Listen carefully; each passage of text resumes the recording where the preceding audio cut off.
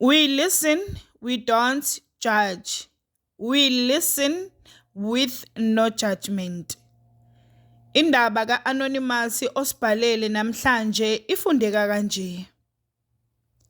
Ngangishade nendoda eyayithwele ngenyoka. Ngikhuliswe abazali bobabili. Ngizalwa nobhuti wami omdala kunami. Ekhaya sikhule nje sisabatha besikhonza ekuphakameni. Kodwa umuntu engangishade naye wayengakhonzi ndawo. Okuyinto abazali bami bebangayizwisisi kahle. Kodwa kwasho ukuthi ukujabula kwami kuza kuqala. Bagcina sebayamukela indoda yami. Ubhuti lo sahlangana eThekwini. Bengisebenza nje kwenye inkampani ngiyi-receptionist khona. Kwathi nje ngelinye ilanga wafika lo bhuti ezoba nomhlangano nomphathi wami. Ngebhadi wafika kanti umphathi uku-conference call eyathatha cishe u-20 minutes. So kwakumele amlinde.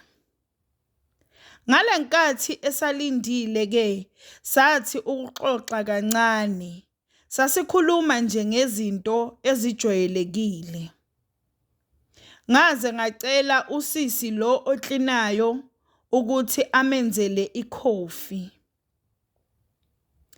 Waqeda ke umphathi ngekholi yakhe yase iqala ke imeeting yabo. Yaphela imeeting, ubhuti weza kimi azongitshela ukuthi sekayahamba. Kodwa ucela ukungikhipha kusasa siyodla ilunch uma ngingenankinga.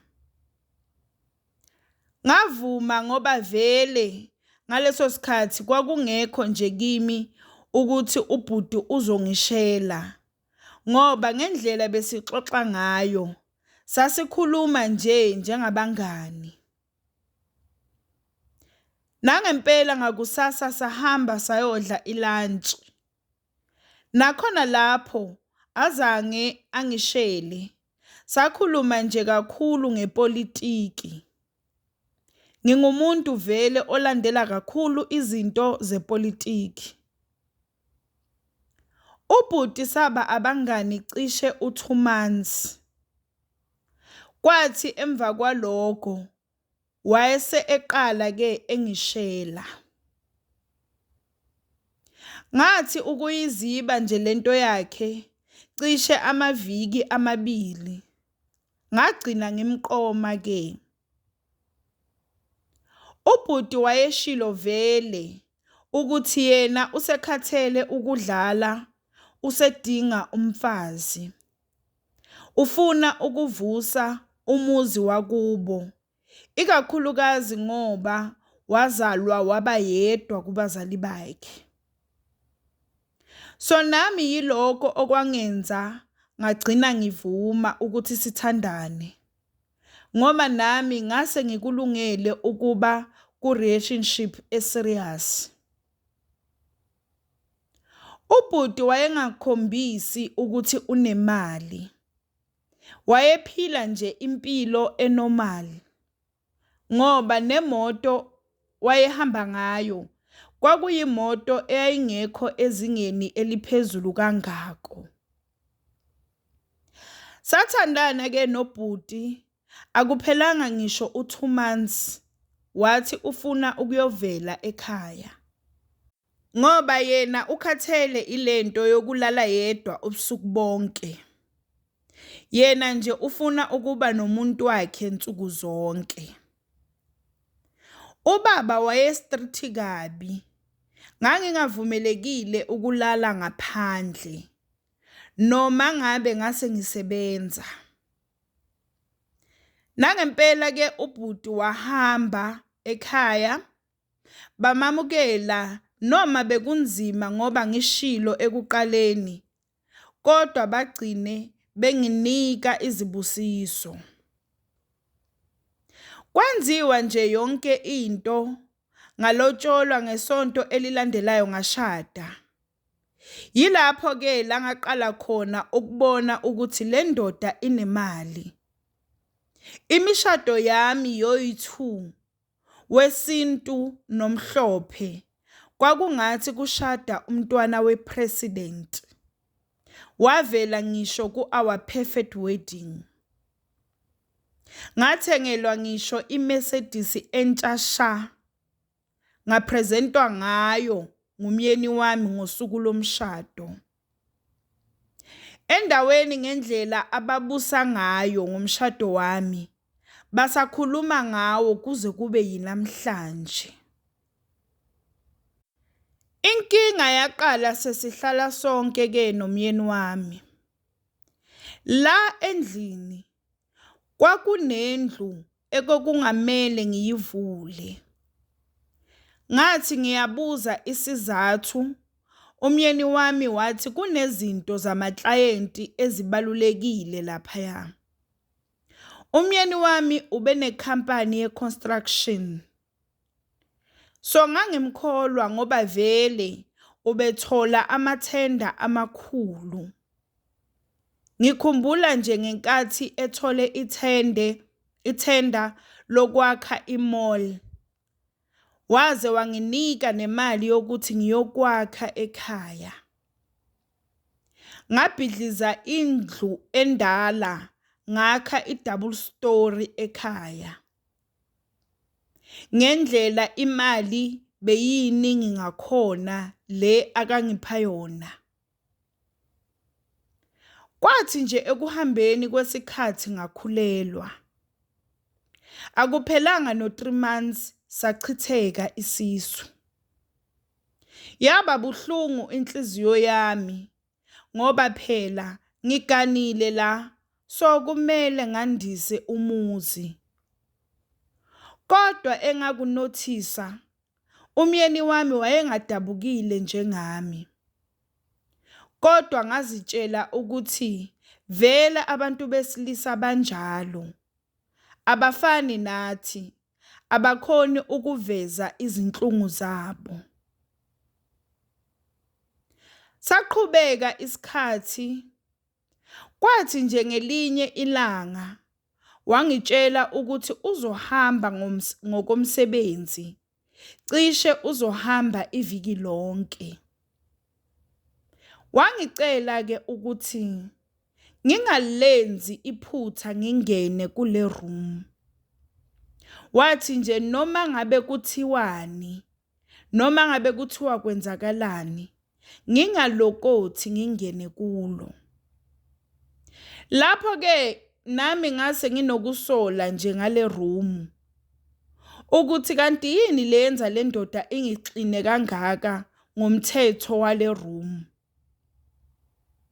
Kanti futhi ngase nginamaphupho amabi nje. Ngangiphupha njalo ingane ikhala. Ngathi mangimtshela umyeni wami ngalamaphupho, wathi nje kusho ukuthi ngicabanga kakhulu ngale ngane eyasilahlekela. Nangempela lufike usuku lokuthi ahambe umyeni wami. Kuthe nje emva kwa2 days angekho ubaba endlini. Ngizwe ingane ikhala kakhulu. Kuloku-ke ikhala angilele.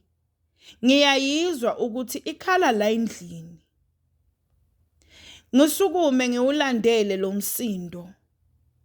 Mangithi lengane ikhala kule room elingavulwa. Ngimfonele umyeni wami ngimtshele ukuthi nansi lengane iyakhala. Ende futhi ngathi ikhala kule room lakhe. Wavele wathi ayikho lento, angihambe ngiyolala, ngivuke ekseni ngiye ka-doctor. Ngihambe-ke ngiyolala. Ngathi mangivuka nje ekseni, ngavuka ngimanzi nte ngaphansi. Ngazibuza ukuthi ngabe yini inkinga, kodwa ngazitshela ukuthi mhlampe ngijulukile. Ngavuka ngaya etoilet. Mangifika etoilet, ngezwa isibeletho sami sibuhlungu. Mangithi ngiyabheka, ngichama igazi. Ngiyopha nje kakhulu. Ngathi ngiyamfonela ubaba, ifoni ayingeni. Ngavele ngangena kushawa, ngageza, ngaqede ngaphuthuma ku-doctor. Mangifika ku-doctor, wangitshela ukuthi bengikhulelwe. Ngithole i-miscarriage. Isisu sichithekile futhi. Ngangingakazi ke kulokhu ukuthi ngikhulelwe. Ngaqala ke ngayibuka ngelinye iso lento. Nasekuqaleni mangithola i-miscarriage, lo muntu wayengekho. Namanje futhi ngivelelwa yile simo, akekho futhi lo muntu. Angiklineke u-doctor ngihambe ngibuyele endlini. Iphinde futhi yenzeke lento ingane ikhale. Kulokhu ke yayikhala ingathuli. Futhi the more ikhala mina ngangisikwa. Ubuhlungu engangibuzwa kwakungathi ngiyazala. Ngagcina ngizumeka ke. Ekseni ngavuka ngiweak ngenye indlela. Ngathatha ifoni ngafonela umama, ngamchazela konke okwenzekile. Ukuthi sengiphumelwe izisu kwaze kwaba kabili. Ngamtshela nokuthi kuyimanje ngiyagula, angikhoni nokwenzani, lapho ngingedwa endlini. Ngakusasa umama ukusa kwaziwa uyena. Wafika endlini, indlela athuka ngayo makabona isimo engangikuso. Ngase ngiphelile ngisho emzimbeni. Wavele wangithatha, wathi nje kunomunye ubaba akamaziyo, kaMhlaba uyalingana. Nangempela saya khona. Sathi sifika nje, lo baba wasimisa ngaphandle kwegceke. Wathi nje ngendlela engingcole ngayo, kuzomele angigeze kuqala before ngingena. Wangigeza ke lo baba, sangena. Wangithethisa lo baba, wathi bengithuleleni sonke lesikhathi, ngingasho ngengane yokuqala. Wathi lo baba kube kuthiwa asifikanga namuhla, bengingeke ngilibone la kusasa ilanga. Wathi lo baba le ndoda engishade nayo ithwele. Izingane zami lezi zibe umhlatshelo walesithwalo sakhe. Wathi nje kudala ngilala nalesilwane sakhe. Yingakho bengingeke ngizale. Wathi lo bhuti kudala ethwala ngabantu ashade nabo. Mina ngingowesi-3. Wathi yingakho ehlezi engekho mangizophuphumelwa isisu, ngoba usuke aye la akalanda khona lento yakhe. Ngalenkathi mina ngiphuphunyelwa isisu, bona ngale basuke beyamukela ingane. Washo ke lo baba ukuthi kulendlu engavulwa lapha, yilapho la kuphelele khona izingane zethu sonke. Ngoba washo ukuthi lo bhuti ngisho angathola intombi ikhulelwe, izothola i-miscarriage. Wangilapha ke lo baba, ngahlala khona u2 weeks wonke. Ubhuti yena angiphindanga ngezwa lutho from yena. Angimazi nokuthi waphelelaphi. Uzubone ukuthi uyazazi indlela zakhe. Azange ngisho azame ngisho ukuzongibheka ekhaya. Akaze aze angifonele ngisho nakayi-1. Ngibonga nje uNkulunkulu ukuthi ngaphuma ngiphila lapha.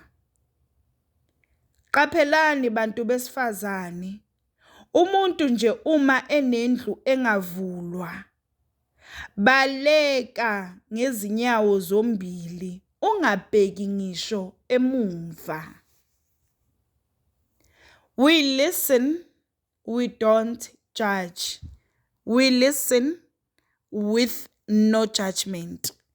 Sacela usitshele ukuthi ucabangani ngendaba ka-Anonymous osibhalele namhlanje. Sacela ungakhohlwa ukulike, ukukhomenta nokusubscribe. Ungakhohlwa ukuthi ukusubscribe it's for free, awubhadali lutho, it's for free.